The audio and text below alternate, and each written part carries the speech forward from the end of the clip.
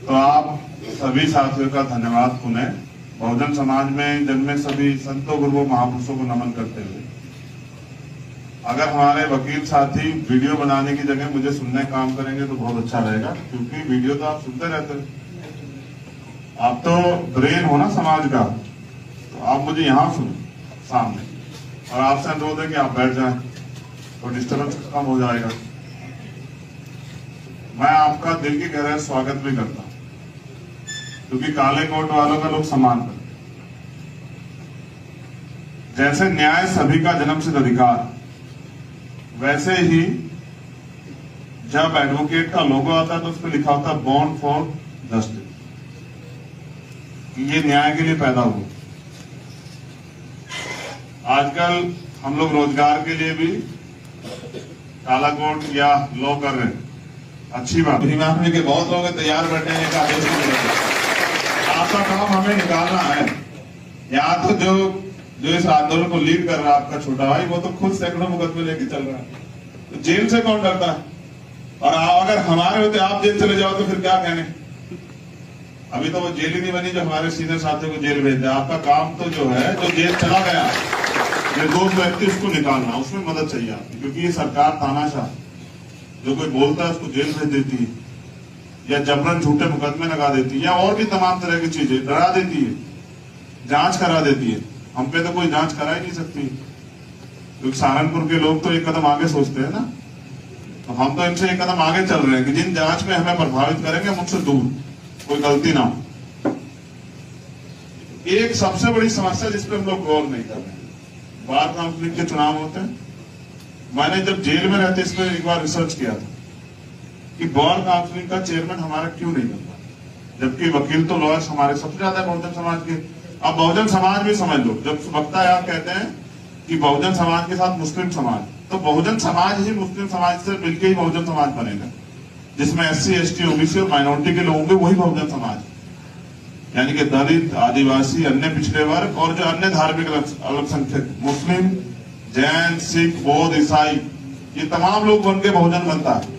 तो मुस्लिम इससे अलग नहीं है, मुस्लिम इसी का एक बड़ा हिस्सा है, बड़ी आबादी।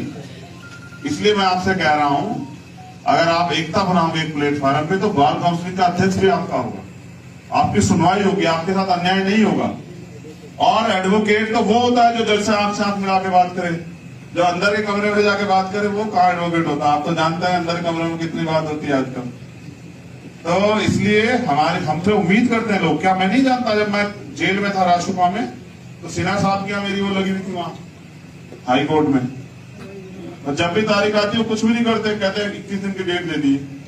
और जो आदमी जेल में है वो वकील से कितनी उम्मीद करता है? जो लोग ईश्वर में भरोसा रखते हैं या किसी और गॉड में भरोसा रखते हैं, अब वो जानो कि जो जेल में बंद है वो उम्मीद करता है कि आज मेरे वकील साहब कमाल करके दिखाएंगे, आज तो वो ऐसी बहस करेंगे कि मुझे बेल मिल जाएगी। या जिसको सजा होने वाली होती है वो कोर्ट में खड़ा होता है, जो इधर वकील बहस कर रहे होते हैं, फाइनल आर्गुमेंट हो रहा था, तो वो ये सोचता है कि भाई आज मेरे वकील मुझे बचा। और कितने लोग सजा होती है। वकील एक कोर्ट नहीं है, एक शब्द नहीं है, वकील एक वैल्यू है जिसपे लोग भरोसा करते हैं, और वो वैल्यू नहीं छूटनी चाहिए। और ये एक आप फिर मैं कह रहा हूं कि जैसे अध्यक्ष जी ने कहा कि न्याय के लिए लोग हमें याद करते हैं, नहीं, अगर कोई परेशान हो जाता है तो उसके बच्चे, उसके परिवार, उसके साथी, उसके रिश्तेदार सब भरोसा करते हैं वकील पे। और जब वो वकील लेट हो जाए 1 मिनट, तो उनको ये रहता है कि अगर वकील साहब लेट हो गए तो हो सकता है फिर आगे तारीख लग जाए। बहुत बड़ी जिम्मेदारी है वकील। ये कोर्ट नहीं है, ये एक व्यक्ति नहीं है, ये एक समाज है जिससे देश का बादशाह भी घबराता है। और आप नहीं जानते, जब दिल्ली में कहते हैं कि पुलिस बड़ी ताकतवर है, जब दिल्ली में पुलिस का और एडवोकेट्स का विवाद हुआ तो क्या हुआ? पुलिस फिर हमने देखी रो रही थी, जो पुलिस जनता को पीटती है वो रो रही थी, पहले दिन से वकीलों से बचाओ, तो हमसे बचे हुए अच्छे हैं लोग। इसलिए मैं आपसे कह रहा हूं अपनी ताकत को पहचानो। और सारे वक्ता कहते हैं राजनीतिक बात नहीं करनी, हमारे सीनियर साथी भी कहेंगे राजनीतिक बात नहीं करनी। तो मैं ये कह रहा हूं कि अगर सरकार सब चीजों को प्रभावित कर रही है तो राजनीति के जरिए तो कर रही है। अगर हम इस देश में अन्याय का शिकार हो तो राजनीति के कारण ही तो हो रहे हैं। हम जितना जिस चीज से दूर बचेंगे उतना ही वो हमारे पास आएगी। आप देख लो अजमा के, ये राजनीति की वजह से जो है, आप समझो इस देश में अगर वोट की वैल्यू मिली है और सरकारें बदलती है तो ये राजनीति की वजह से तो है। और आप इससे कब तक दूर भागोगे? ये बताया गया गलत की राजनीति बुरी चीज होती।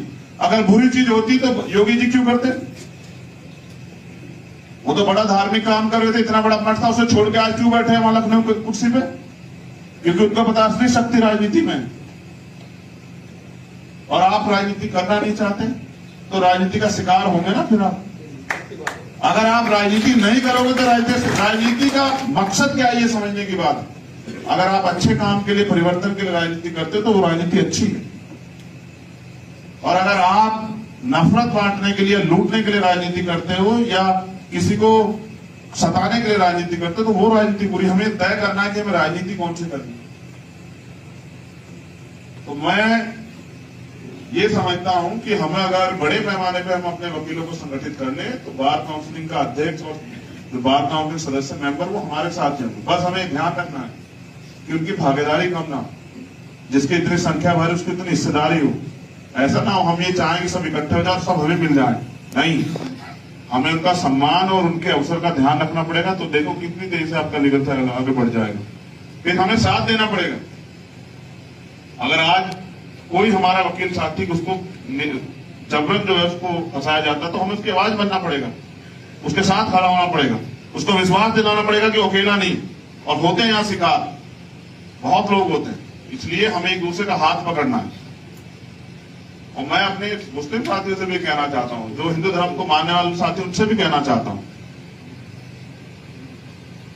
अगर भारतीय संविधान है तभी तो शरीयत लॉ है। अगर हिंदू लॉ है तो भारतीय संविधान के अनुसार ही तो है। अगर भारतीय संविधान ही नहीं तो हिंदू और मुस्लिम लोग बचेगा कहां?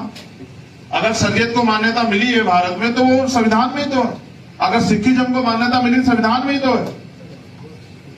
आप एक बार आप नहीं समझना चाहते तो अलग बात है। अगर आप बिल्ली को देख के कबूतर रेत में अक्सर दे ले तो इसका मतलब खतरा खत्म हो जाएगा। आज संविधान खतरा थोड़ा, ये हमारे वजूद को खतरा है, हमारे अधिकारों को, अवसरों को खतरा है, हमारे जीवन को खतरा है। तो अगर आप संविधान को अपना धर्म माने तो मैं गारंटी देता हूं आपके धर्म को कोई कमजोर नहीं कर सकता।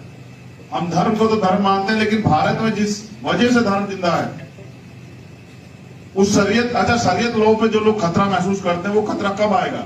जब संविधान को खतरा हो जाएगा या पहले शरीयत पे खतरा आ जाएगा? आप बताओ मुझे। जब संविधान से शरीयत के साथ छेड़छाड़, तभी तो ये सारे जो अधिकार आपको मिले हैं तमाम धर्मों को, जैन को, सिख को, बौद्ध को, हो जाएगा ना, ध्यान ले। तो इसलिए फिर सर्विस प्लेसमेंट एजेंसी बनाना चाहिए ताकि प्राइवेट सेक्टर लीगल सर्विसेज में अपने लोगों, जो बहुजन समाज के लोग, उनको मौका मिले। तीसरा, अधिवक्ता इंश्योरेंस स्कीम ESI की तरह मेडिकल कैशलेस बीमा योजना लागू करना है।